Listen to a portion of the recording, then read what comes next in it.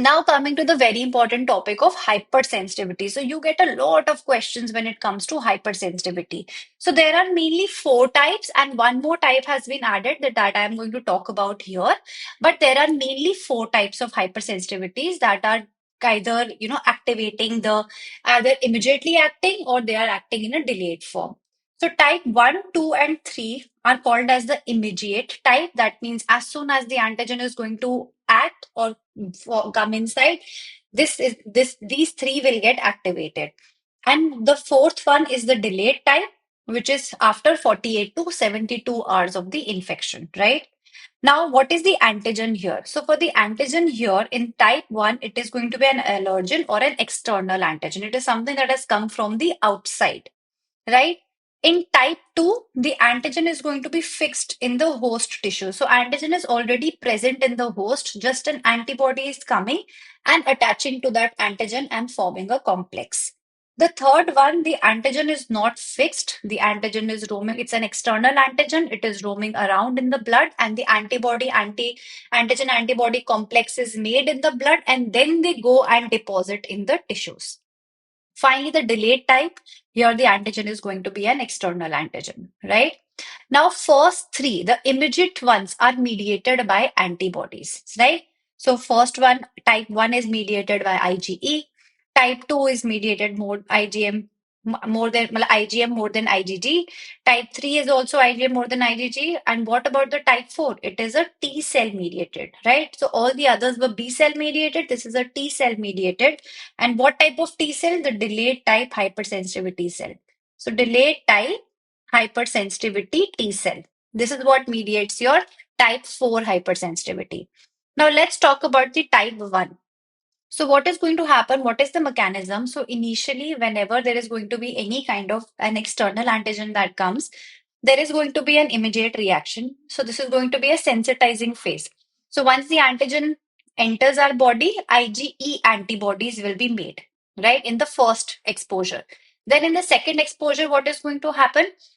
This IgE antibodies that were made by the first exposure, now they're going to go and attach to the mast cells.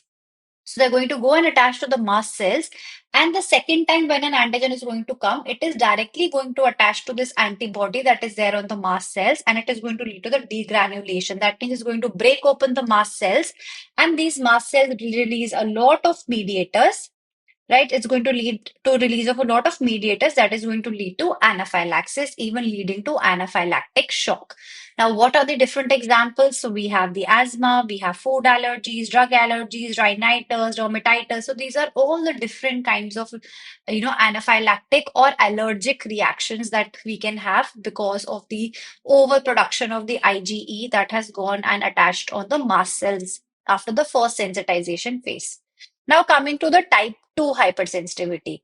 As I said, here the antigen is usually an internal host antigen, right? It is present in the host tissues. It is normally present. And what happens is that this antigen is similar to an antigen of some external organism.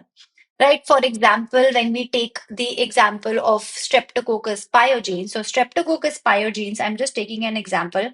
Streptococcus pyogenes has an antigen on its surface, which is called as the M antigen.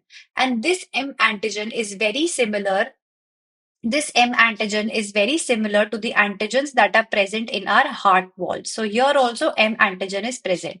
So if a person has infection to Streptococcus pyogenes, antibodies will be made against this M antigen, right?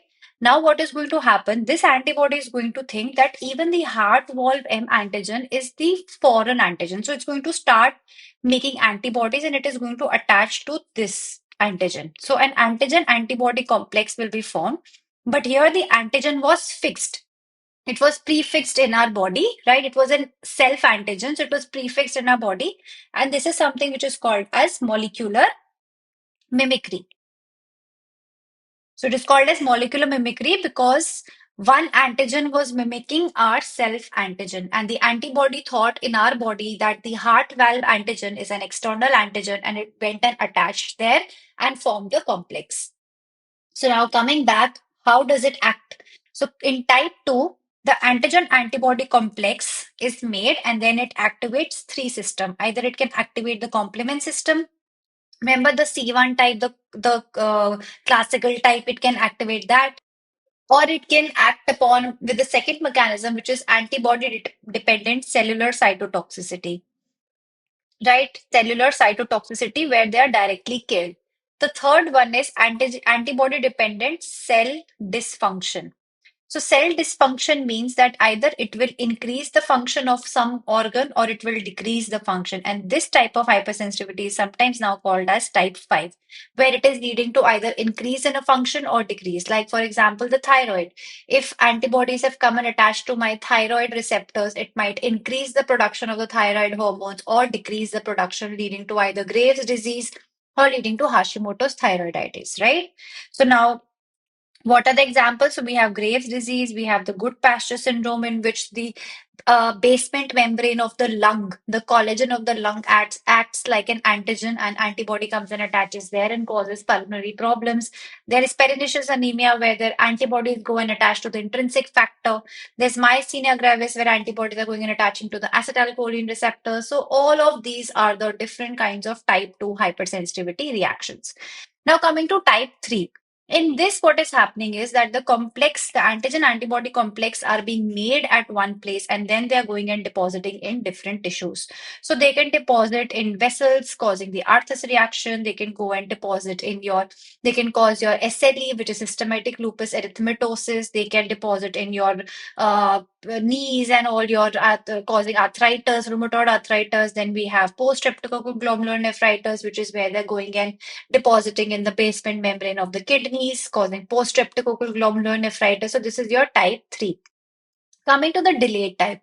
In delayed type, what is happening? As I said, it is mediated by your T cells, the delayed type of hypersensitivity T cells. So it leads to a lot of granuloma formation, right? It leads to granuloma formation and different types of reactions like your lepra reaction type 1, your tuberculin skin test, your contact dermatitis, multiple sclerosis, diabetes mellitus type 1. Also, I want you to remember one thing. This question has come when we talk about the lepra reaction. So there are two types of lepra reaction. We have one and then we have two, right? And we have two types of hypersensitivity reaction that activates 3 and 4. Now, how are you going to remember it? Just remember 2 and 3 are best friends. They live close together. So type 2 lepra reaction is type 3 hypersensitivity. So this is going to be your type 2 lepra reaction in your type 3 hypersensitivity, and your type 1 lepra reaction is your type 4 hypersensitivity. So just write 1, 2, 3, 4. 2 and 3 are together, 1 and 4 are together, right? So 1 is equal to 4 and 2 is equal to 3. Somebody also taught me that 1 plus 4 is equal to 5, right? And 2 plus 3 is equal to 5. So you can just remember it like that, that the sum of all of them is going to be 5. So you can remember it like that. So 1 is with 4 and 2 is with 3, right? So that is your hypersensitivity, different kinds of hypersensitivity reactions.